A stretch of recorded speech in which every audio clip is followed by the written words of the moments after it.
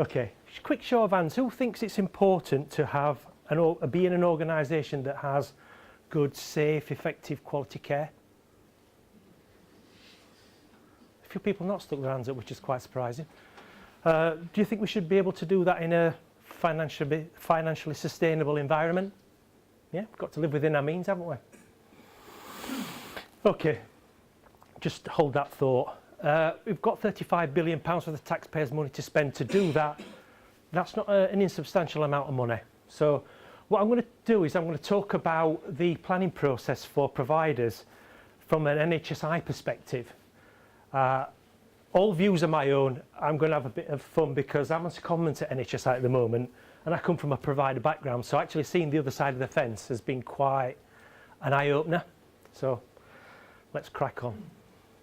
So historically, providers have been led by finance, and what we decided to do this year is, rather than the sort of finance bods fitting the plan for their organisation to finance, we said, well, actually, do we think we ought to do it to actually patients coming through the door? See change. I think in the past, plan submissions have been rather interesting in that a lot of the figures have not been reconcilable with SUS, i.e. the patients that come through your door. Some of the growth weights that providers have put forward have been rather questionable. And a lot of organisations say, yeah, we do exactly the same thing every month. No, you don't. Due to the sheer number of providers, plans historically have to be accepted at face value. So, you know, a provider would meet with our regional teams, you'd say this, we'd say, well, that looks about right, and we'd have to agree about it. Unfortunately, over time, that poor planning system evolved into something that was rather dysfunctional, I think is probably a fair word. So, wonderful Mr. Paul Patolden, as a guy I've met, has got a very, very famous quote that says, every system is perfectly designed to get the results it gets. So, going back down to provider level, hurry up, Paul. The department needs to know how many watts it will do next year. Keep your Jacobs on, Dave. We do what we always do, same as last year, plus a bit more. And historically, tools of the trade for provider plans have been, some of them have been a bit unfair. Some actually have got a reasonable amount of measurement in them, but quite a few of them, I think they've been constructed on what were lovely described as the NHS capacity planning tool, which is back of a fag packet. And remember, hold the thought about £35 billion, safe, effective care and all that sort of malarkey. And of course, for most planning rounds, it's, yeah, just stick 2.5% on, that'll be fine. Yeah, it's a static growth rate, nothing changes. Or, we've got a bit of a wiggly line during the year, but yeah, we'll just stick a line through it. That'll put a tick in the box, that'll satisfy the regulator. So, myself and Paul, who's here today, we had a session in December last year where we said if we were going to do a provider plan from a provider perspective, what would we do? How would we structure that plan?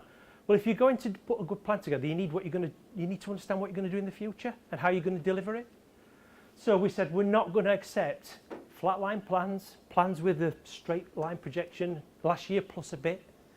We said actually what we're going to do is we're going to provide a sense checking tool for our regional teams to help providers to start to think about upping their game with regard to how they're going to deliver the services. So, because we recognised that the NHS planning cycle had evolved, we think it had to change. We wanted to be in a position where we challenge providers about their plans, about how you deliver your activity. You know, in December, do you really deliver as much elective activity as you do in June? What, when you've got all your beds full and you can't get people in? That's rubbish. So what we decided to do is we decided to apply some standard univariate forecasting techniques, so all the ones that you'll find in the good textbooks. But what we wanted to do is we wanted to put the cat among the pigeons. We wanted to say to providers, you need to up your game a bit when it comes to providing your plans. And the perfect tool to achieve this, of course, was R. So I had to re-familiarise myself with univariate forecasting techniques, which I'd not done since I was an undergraduate in 1996. This beautiful appearance of youth is just a facade. I'm really a fat old man with rapidly diminishing hair. I had to get to grips with our environment. I had to start researching what packages we could use to do the forecasting. Paul and I had a planning hack in mid-December last year, and we decided what models we might try to apply, and we applied those models to different points of delivery, so things like non-electives, electives, A&E attendances, that type of thing. But all we wanted to do is get a sense checking resource for our regional team so they could look at your plan, they could understand where your activity is going, and they could make a measured decision based on what you'd submitted in your plan, whether it were achievable, whether it weren't achievable. So we wrote a proof of concept in early January 2018. We generated profiles for all providers for all 9 pods. So that's about 8,000 forecasts. R just keeps spewing these lovely forecasts out with plots and all the models and everything like Billy-O. Absolutely amazing. So we got an indication for all providers about the future sort of motion of travel for the pods that they were going to plan about. So that's fantastic. We started then to evaluate the fitter models to see how they performed, and we'll share some of those results with you now. We ran NHSE's data through our forecasting, but they decided not to use it because they said it was a little bit too black box. But anyway, we did, and I put a DQ at the bottom there because a lot of the, we did run into some data quality issues. So, our routine in a nutshell, kindly QA'd by John McIntosh at NHS Ireland, who's presenting today. Thanks to John, basically we looped down each provider, we created a directory so we could share this analysis with the provider. It opened an Excel template and we put all the data from all the pods, all the forecasts, the models, and all that type of malarkey into the file, so it was all there. So if you wanted to look at it in any detail, we just basically made the file available to you. We wanted to be as open and transparent as possible. We used ARIMA, Holt Winters, ETS, BATS, Naive. We used Naive as a sense check control. So if the Naive model was the best, then you've got rubbish models. Okay? So we put that in for a purpose.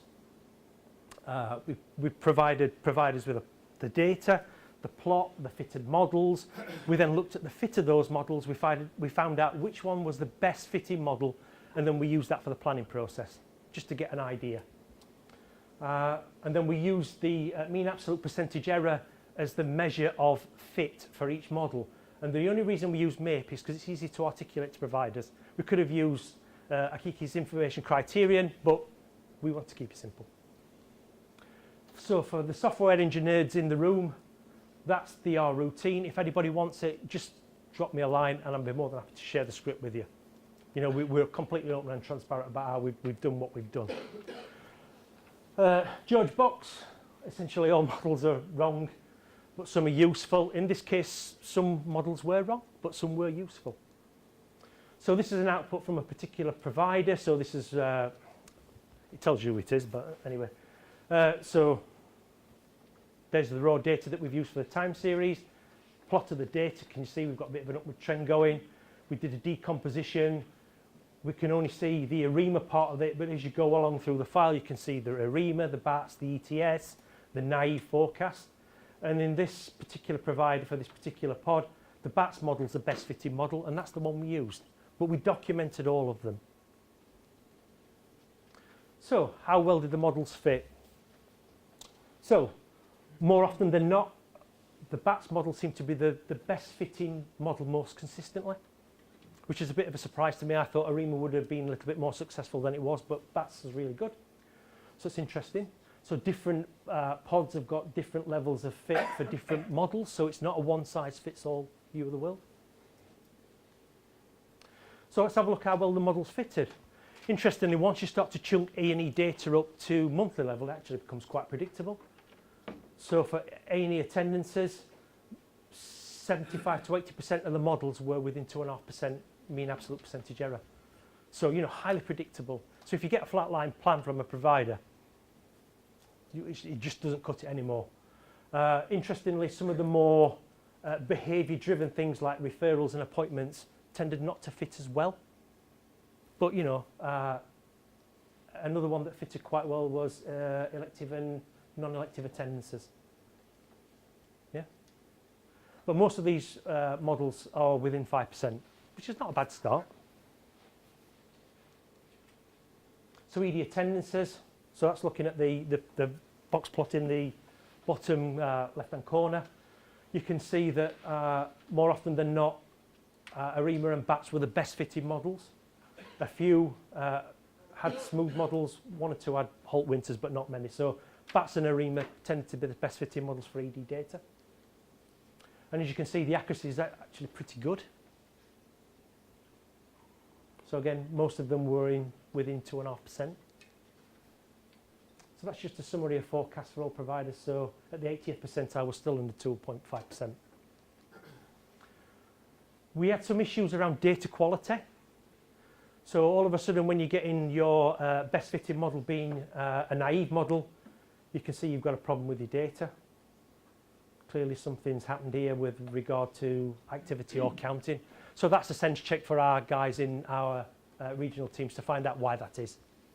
But also, as you can see, for this small specialist provider, we've got two rather interesting observations. So I don't know whether that's we counted too many and then had to make up for it there.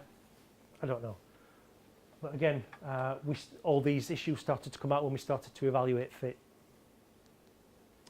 We also use the forecast to provide a profile. So this is the amount of your distribution of activity during the year to get a meaningful estimate out to providers to say, well, don't tell me that you've done 8.3% of your activity every month. Some months you do more. And what we use is that 5-year worth of data that we use for these models actually to generate the profiles. So if a provider said, oh, well, we do millions in January, well, we say historically you haven't done millions in January. What's different this year?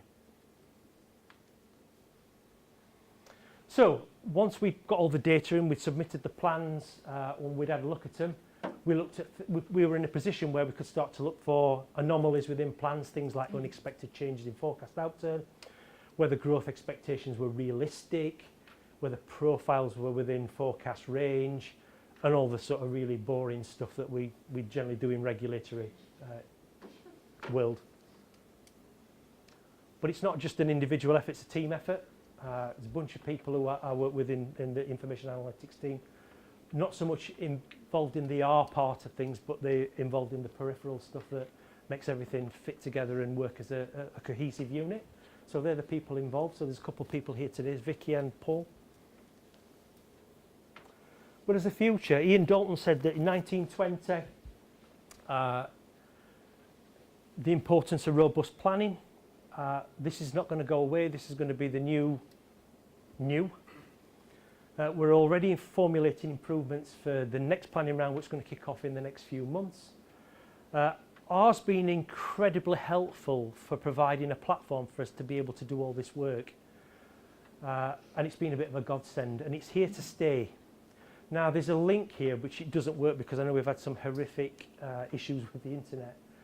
But actually, this is a link to an NHSE and I joint board meeting from, I think it's May this year, where our Chief Finance Officer, Elizabeth O'Mahony, talked about how much better the planning had been this year. And, you know, that could be a complete random event that everybody just got their stars aligned and it just worked much better. But I think we had something to do with the fact that we put a lot more rigour in behind it.